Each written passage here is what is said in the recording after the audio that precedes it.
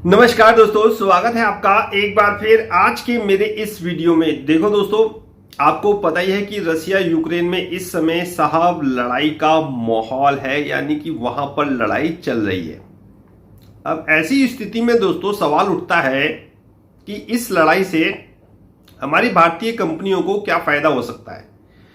दोस्तों वैसे तो लड़ाई से देखो हमेशा नुकसान ही होता है, लेकिन साहब इस लड़ाई के कारण दोस्तों हमारी भारतीय कंपनियों को एक अच्छा खासा सा बेनिफिट हो सकता है। जी हाँ दोस्तों, और कौन सी वो सेक्टर है, कौन सी वो कंपनियां हैं, इन्हीं सब बिंदुओं पर इस वीडियो के माध्यम से करेंगे चर्चा, जिनको रसिया यूक्रेन की लड़ाई के कारण जबरदस्त साहब मुनाफा हो सकता है। 3 सेक्टर में आपको इस वीडियो के माध्यम से बताऊंगा। 3 सेक्टर दोस्तों जबरदस्त तरीके से साहब आगे बढ़ेंगे, परिस्थितियां कैसी भी हों। देखो अगर स्थिति इससे विकट होगी, न्यूक्लियर की बात होगी या न्यूक्लियर की लड़ाई लगेगी, नाटो का सम्मिलित होना रसिया यूक्रेन की लड़ाई में, फिर तो जो समीकरण है वो चेंज हो जाएगा। लेकिन हाल फिलहाल में जिस प्रकार का माहौल है, जिस प्रकार की स्थिति चल रही है, उसको देखते हुए 3 सेक्टर बहुत जानदार और शानदार परफॉर्मेंस करेंगे आने वाले समय में। और कुछ एक सेक्टर जो आज मैं 3 सेक्टर आपको बता रहा हूं, उसमें से साहब एक सेक्टर तो कंटिन्यूसली 1 साल तक आपको अच्छी खासी रिटर्न देने का दम रखता है, 1 साल तक। तो चलिए देर किस बात की, जानते हैं वो 3 सेक्टर जो रसिया यूक्रेन के कारण आने वाले समय में अच्छी ग्रोथ, अच्छा सा प्रॉफिट रिटर्न आप लोगों को दे सकते हैं। तो सबसे पहला जो फायदा होगा दोस्तों इस रसिया यूक्रेन में लड़ाई के कारण, वो होगा साहब आपका मेटल सेक्टर। जी हां दोस्तों, मेटल सेक्टर यहां से बहुत बूम कर सकता है। 2 कारण है मेटल सेक्टर के ऊपर जाने के। रसिया यूक्रेन में जो लड़ाई चल रही है वो तो है ही साहब, वो तो है मेटल के लिए एक पॉजिटिव खबर। दूसरा कारण जो है साहब, चाइना में स्लोडाउन की आशंका उत्पन्न होने लगी है। चाइना जो है बहुत बड़ा कंज्यूमर है दोस्तों मेटल का, बहुत बड़ा कंज्यूमर है। और वहां पर कोविड के कारण और भी बहुत सारी परेशानियां जो पहले उत्पन्न हुआ था कोरोना, उस कारण अभी से वो उभर नहीं पाया है चाइना, और इसी कारण वहां पर स्लो डाउन की आशंका जताने लगी हैं। बहुत बड़ी बड़ी रेटिंग एजेंसियां उसको डाउनग्रेड करने लगी हैं। और इसका फायदा, इस चीज का फायदा, चाइना में स्लो डाउन का फायदा हमारी जो मेटल कंपनियां हैं, मेटल सेक्टर से जुड़ी हुई जो कंपनियां हैं, उनको जबरदस्त तरीके से हो सकता है। तो ऐसी कंपनियों को आपको अपने रडार पे रखना चाहिए। अगर मैं बात करूं आपको सस्ती और अच्छी कंपनियों की, देखिए वैसे तो टाटा स्टील हमारे पे कन्वर्ट होके पोर्टफोलियो में आ चुका है। टाटा स्टील बीएसएल हम लोगों के पास था, उसका मर्ज हो गया था टाटा स्टील में, तो वो कन्वर्ट होके टाटा स्टील हम लोगों के पास है। उसके बाद हमने श्याम मेटेलिक 300 के आसपास बाय करा। गोदावरी पावर्स एंड इस्पात लिमिटेड भी साहब हमने 360 या 70 के आसपास बाय करा।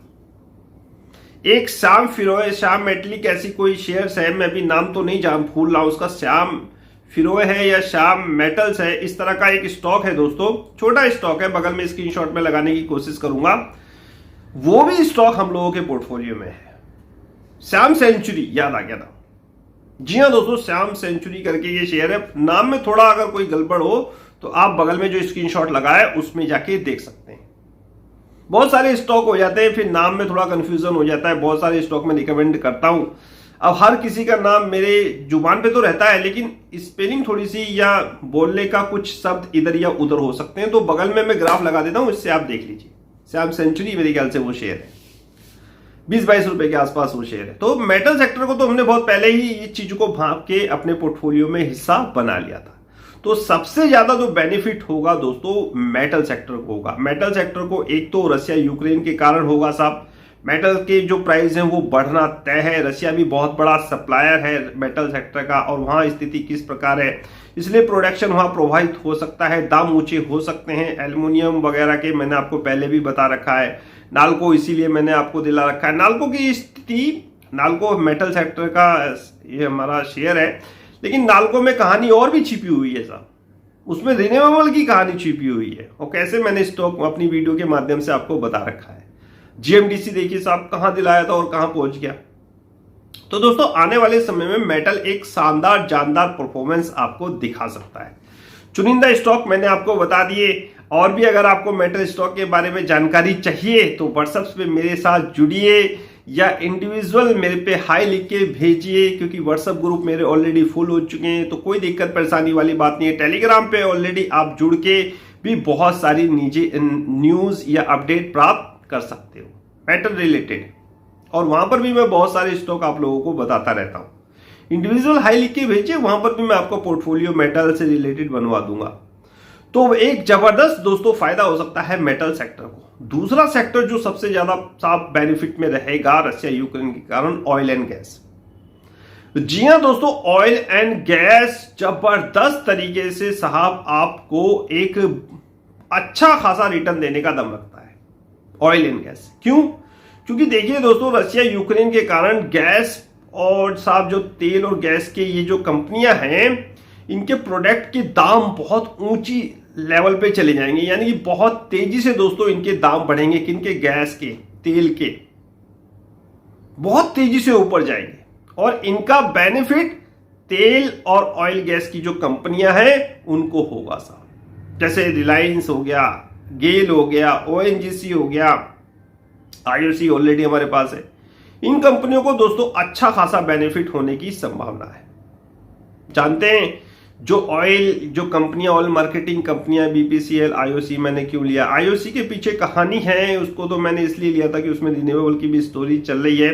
दूसरा, आईओसी को लेने का मेरा मकसद था कि इन्होंने बड़ी बड़ी डील रशिया के साथ करी है अभी तेल को लेकर, सस्ते तेल को लेकर, क्योंकि जब प्रतिबंध लगाए थे अमेरिका ने रशिया पर, तो उसको तेल बेचना था, और इसी मौके का फायदा हमारी कुछ कंपनियां, भारतीय तेल कंपनियों ने उठाया और सस्ते साहब आकर्षक वैल्यू पे क्रूड के बड़े बड़े सौदे, फ्यूचर के बड़े बड़े सौदे कर लिए थे। यानी कि कच्चा तेल हमें बहुत सस्ते रेट पे उपलब्ध हो गया, आज की मार्केट रेट से भी कम। यानी कि आने वाले समय में जब क्रूड के रेट ऊपर जाएंगे तो इन कंपनियों के पास सस्ते रेट पे क्रूड होगा, बेचेंगी ये साहब महंगे रेट पे, प्रॉफिट तो होगा ही होगा।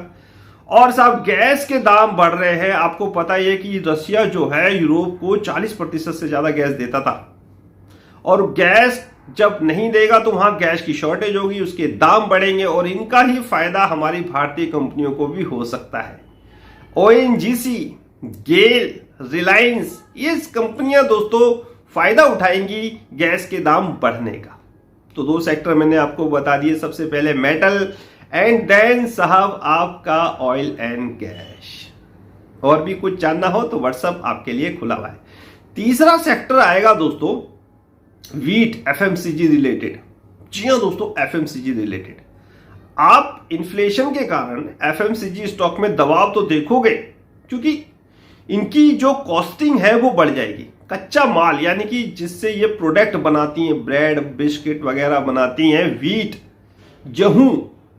गेहूं के दाम आपको पता है इस समय बहुत ऊपर के रेट पे चले गए, क्योंकि यूक्रेन बहुत बड़ा सप्लायर था वीट का, और इसी कारण वीट की जो सप्लाई है वो प्रभावित हुई है पूरे वर्ल्ड में, और इसीलिए जो भारत का वीट है उसकी अच्छी खासी डिमांड हो सकती है, और वीट के दाम इसीलिए ऊपर गए हैं। और वीट के दाम ऊपर जाने से रॉ मटेरियल एफएमसीजी के लिए महंगा हो गया है ऐसा, इसीलिए उनके प्रॉफिट के मार्जिन पर दबाव देखा जाएगा। लेकिन इनको फायदा भी होगा दोस्तों, फायदा भी होगा जबरदस्त तरीके से। देखो, अगर वीट के दाम बढ़ रहे हैं तो ये अपने प्रोडक्ट के दाम भी बढ़ाएंगी, डेफिनेटली श्योर है, ये भी प्रोडक्ट के अपने दाम बढ़ाएंगी। और आने वाले समय में वीट के साथ साथ और भी बहुत सारी एफएमसीजी जो प्रोडक्ट है उनकी डिमांड पूरे विश्व में होगी, और हमारी भारतीय कंपनियों को इसका फायदा जरूर होगा। स्पेशली जो वीट एक्सपोर्टर है, यानी कि जो वीट गेहूं को बाहर भेजते हैं, उन पे फोकस करिए साहब।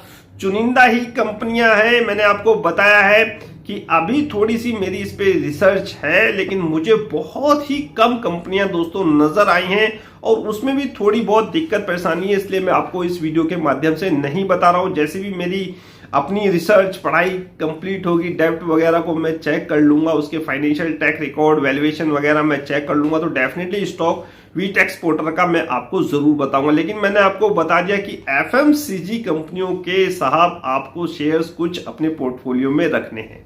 आईटीसी ना लें, और भी बहुत सारी एफएमसीजी कंपनियां हैं जो अभी नीचे आई हैं, एचयूएल, नेस्ले वगैरह, ये ब्लू चिप कंपनियां हैं, इनमें थोड़ा सा मैं फोकस कर सकता हूं। एचयूएल पे मेरी थोड़ी सी निगाह है, लेकिन अभी थोड़ा सा मैं वेट कर रहा हूं एचयूएल पे बाजार के गिरने का। बाजार अगर थोड़ा सा करेक्ट हो जाए तो डेफिनेटली एचयूएल एक अच्छा बैट हो सकता है हम लोगों के लिए।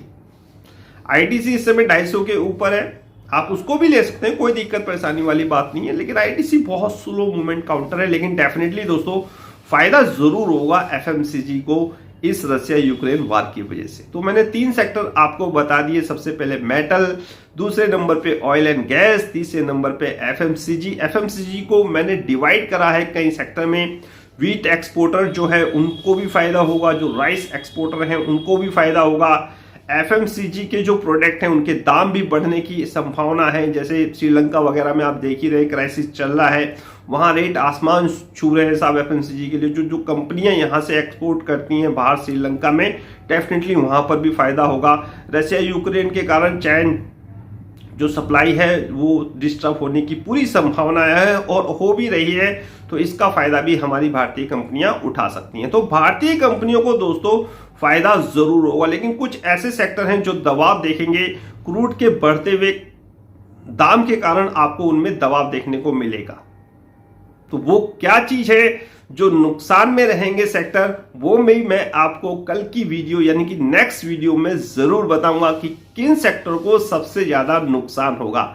आज मैंने प्रॉफिट के बारे में बताया है, कल मैं रशिया यूक्रेन की लड़ाई के कारण कौन से सेक्टर नुकसान में रहेंगे वो भी मैं आपको बताऊंगा। तो फाइनली दोस्तों आज का वीडियो होता है यहीं समाप्त। मुलाकात होगी किसी नेक्स्ट वीडियो में नए अपडेट के साथ, तब तक कीजिए इंतजार। फाइनली नमस्कार।